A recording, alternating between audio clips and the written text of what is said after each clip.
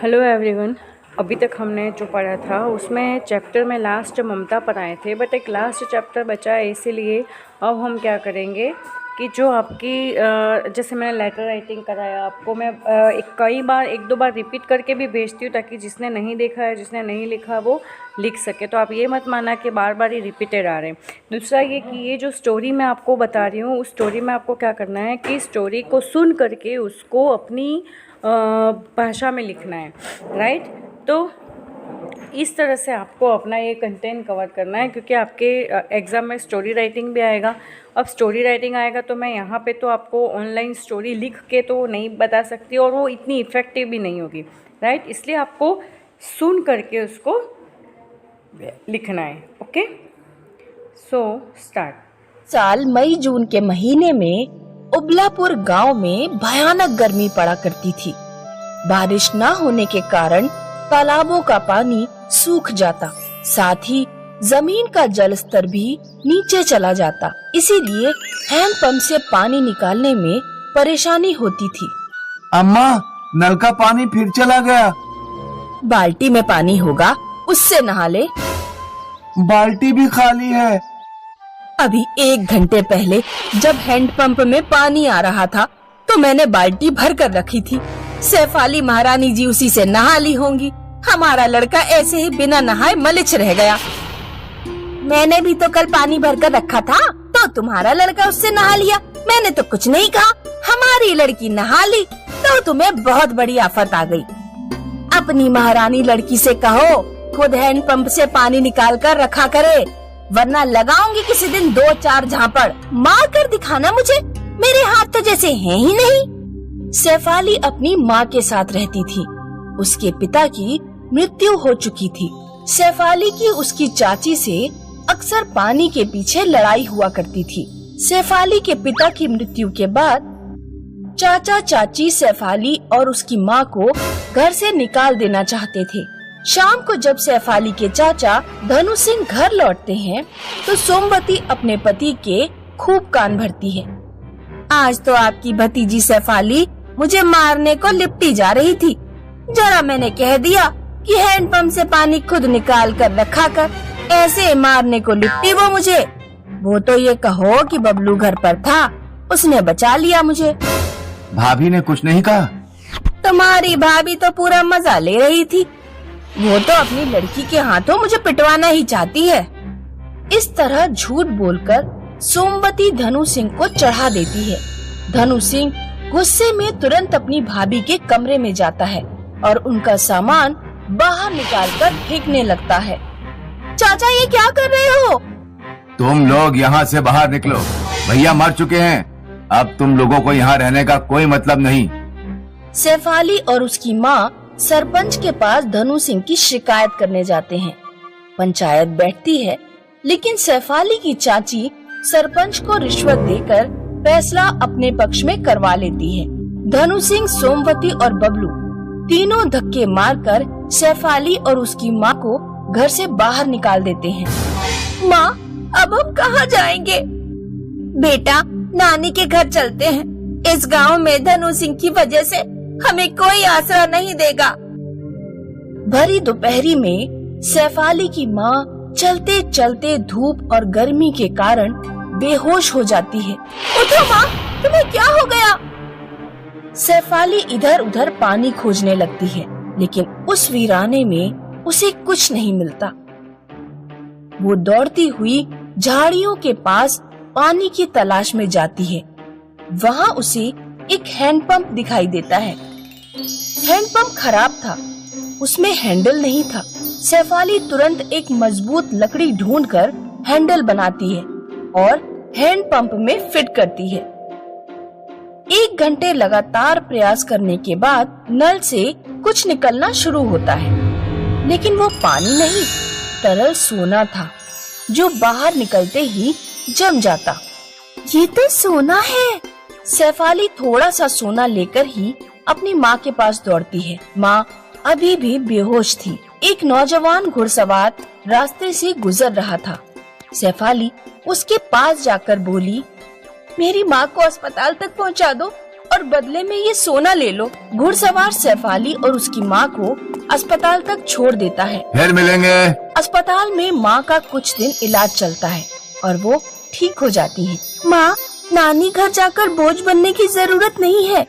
सोना देने वाले हैंडपंप के पास ही हम झोपड़ी डाल लेंगे और वहीं रहेंगे। सैफ अली और उसकी माँ हैंडपंप से जरूरत के मुताबिक सोना निकालकर बेच देते हैं और झोपड़ी बनाकर जरूरत का सामान खरीद लेते हैं। घुड़सवार जब भी रास्ते से गुजरता तो सैफ अली से मिलकर जाता।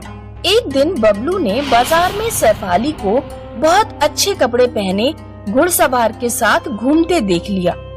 बबलू सारी बात जाकर अपने अम्मा बापू को बताता है। जब वे लोग गांव के बाहर झोपड़ी में रह रहे हैं तो उनके पास इतने पैसे कहां से आ रहे हैं? धनु सिंह एक दिन चुपके से सैफ अली का पीछा करता हुआ उसकी झोपड़ी तक पहुंचता है। वो सैफ अली को हैंडपंप से सोना निकालते देख लेता है। धनु सिंह घर आकर एक बैलगाड़ी तैयार करता है। ये बैलगाड़ी से आप कहाँ जा रहे हैं? सैफ अली की झोपड़ी के पास एक हैंडपंप है जो सोना देता है। आज रात हम उस हैंडपंप के नीचे का सारा सोना चुराकर बैलगाड़ी से ले आएंगे। रात में धनु सिंह, सोमवती और बबलू सैफ अली की झोपड़ी पर जाते हैं। सबसे पहले वे सैफ अली और सैफ अली की माँ के मुंह पर नशीली दवा रुमाल में रखकर उन्हें सुंघाते हैं और उन्हें बेहोश कर देते हैं। फिर 4-5 घंटे तक हैंडपंप से सोना निकालते रहते हैं। बैलगाड़ी पूरी भर जाती है। वे अपने थैले और कपड़ों में भी सोना ठूंस लेते हैं, लेकिन हैंडपंप से सोना निकलना बंद नहीं होता। लगता है नीचे कोई बहुत बड़ी सोने की खान है। आप बस कीजिए, इतना सोना बहुत है, इसे ही ले जाने में बहुत परेशानी होगी। धनु सिंह का परिवार बैलगाड़ी पर सोने का ढेर रखकर अपने गांव की ओर चल देता है। रास्ते में डाकुओं की टोली गुजर रही थी। डाकुओं की नजर उन पर पड़ जाती है। डाकू धनु सिंह के पूरे परिवार को मारकर सारा सोना ले जाते हैं। उधर सैफ अली घुड़सवार से विवाह करके खुशहाल जीवन बिताने लगती है। किसी ने ठीक ही कहा है, बुरे कर्मों का फल बुरा ही होता है।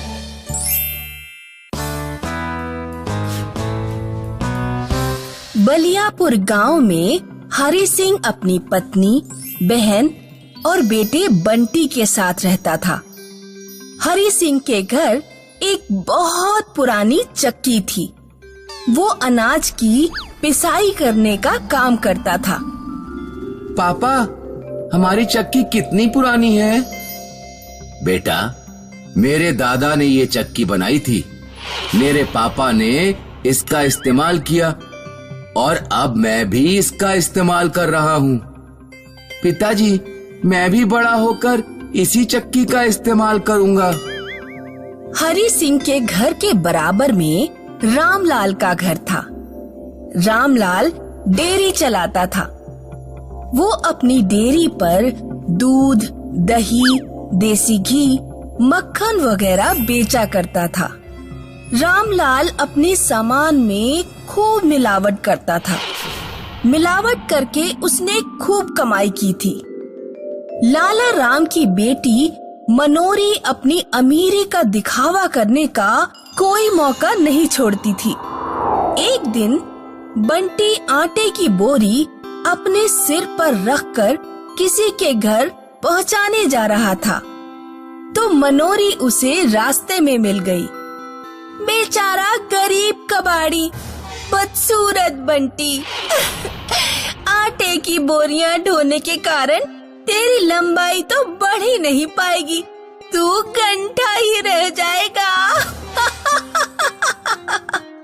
तू अपनी चिंता कर। चिंता करने के लिए मेरे पिताजी हैं। उन्होंने मेरी शादी के लिए लाखों रुपए इकट्ठे करके रखे हुए हैं। तू तो चक्की चला चला कर गरीब ही रह जाएगा। अब चल, निकल ले यहाँ से और आटा पहुँचाने जा, मजदूर कहीं का।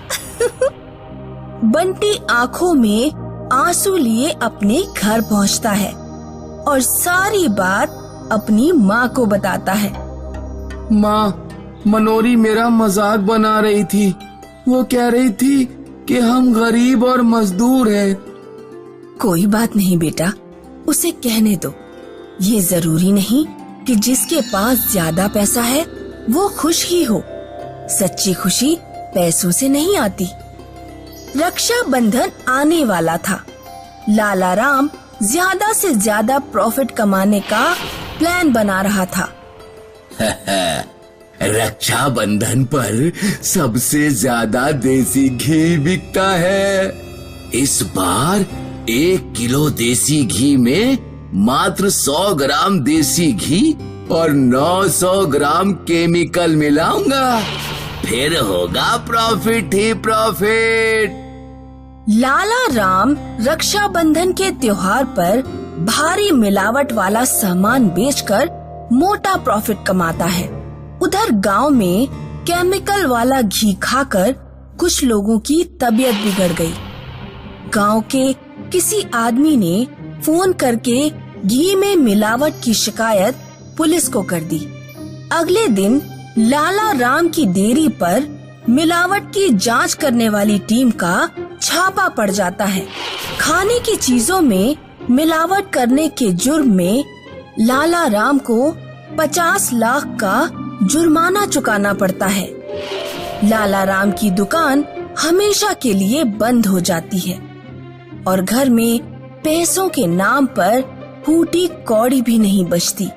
लाला राम देखता है कि हरि सिंह की चक्की बढ़िया चल रही है और वो पिसाई करके अच्छे पैसे कमा रहा है।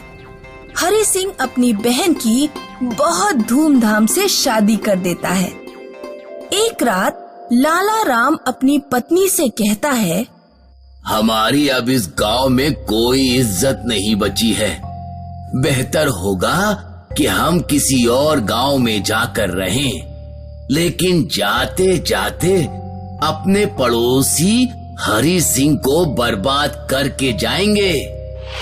लाला राम अगली रात हरि सिंह की चक्की चुरा लेता है और अपने परिवार को लेकर भीमपुर गांव भाग जाता है। अगले दिन जब हरि सिंह का परिवार सोकर उठता है तो देखता है कि चक्की गायब है और हरि सिंह रोने लगता है। अरे पिताजी की चक्की कौन ले गया? रोइए नहीं, हिम्मत से काम लीजिए, जाकर चक्की ढूंढिए। हरि सिंह और बंटी पूरे गांव में चक्की ढूंढते हैं, लेकिन उन्हें नहीं मिलती। वे दोनों जंगल में बैठकर रोने लगते हैं। बेटा, लगता है अब हम सबको मर जाना चाहिए। तेरी बुआ की शादी में सारे पैसे खर्च हो चुके हैं। बिना चक्की के हम अपना पेट नहीं पाल पाएंगे। तभी बंटी को जमीन पर कुछ चमकता हुआ दिखाई देता है। पिताजी, वहाँ जमीन में कुछ गड़ा हुआ है। हरि सिंह और बंटी दोनों थोड़ी खुदाई करते हैं। जमीन में एक शानदार चमकती हुई चक्की गड़ी हुई थी। ये चक्की तो बहुत पुरानी लग रही है। लगता है पुराने समय में किसी ने इसे यहाँ गाड़ दिया होगा। हरि सिंह और बंटी चक्की लेकर घर पहुँचते हैं। अब देखते हैं कि ये चक्की काम करती भी है या नहीं। हरि सिंह चक्की में एक मुट्ठी गेहूं डालता है और उसका हैंडल घुमाता है, लेकिन चक्की से आटे की जगह ढेर सारा सोना बाहर निकलता है। अरे ये क्या, इतना सारा सोना? पिताजी, लगता है ये सोना देने वाली चक्की है। सोना देने वाली चक्की की मदद से हरि सिंह का परिवार जल्द ही अमीर हो जाता है। एक दिन बंटी अपनी माँ से कहता है, माँ, मैं भीमपुर के सिनेमा हॉल में फिल्म देखने जा रहा हूँ। ठीक है बेटा, लेकिन टाइम से घर आ जाना। बंटी जब भीमपुर के सिनेमा हॉल पहुँचता है तो उसे मनोरी मिल जाती है। अच्छा, तो तुम लोग गांव छोड़कर यहाँ आ गए। अब मैं तुमसे ज्यादा अमीर हूँ, क्योंकि हमारे घर एक चक्की है जो सोना देती है। मनोरी सारी बात जाकर अपने पिता लाला राम को बता देती है। अच्छा, तो ये बात है, उस गरीब और मजदूर हरी सिंह को सोना देने वाली चक्की मिल गई है। तू चिंता मत कर बेटी, कल वो चक्की हमारे घर में होगी। उस रात लाला राम चोरी छुपे नदी के रास्ते अपने पुराने गांव पहुंचता है और हरी सिंह के घर में घुसकर सोना देने वाली चक्की चुरा लेता है। वो चक्की नाव पर रख लेता है और नदी के रास्ते भीमपुर लौटने लगता है। दिन निकलते निकलते लाला राम बीच नदी में पहुंच चुका था। लाला राम चक्की में एक बार में ही 10 किलो गेहूं डाल देता है। चक्की से इतना सारा सोना निकलता है कि पूरी नाव भर जाती है। नाव भारी भरकम सोने का वजन सहन नहीं कर पाती। लाला राम नाव सहित नदी में डूबकर मर जाता है। तभी तो कहते हैं, जैसी करनी वैसी भरनी।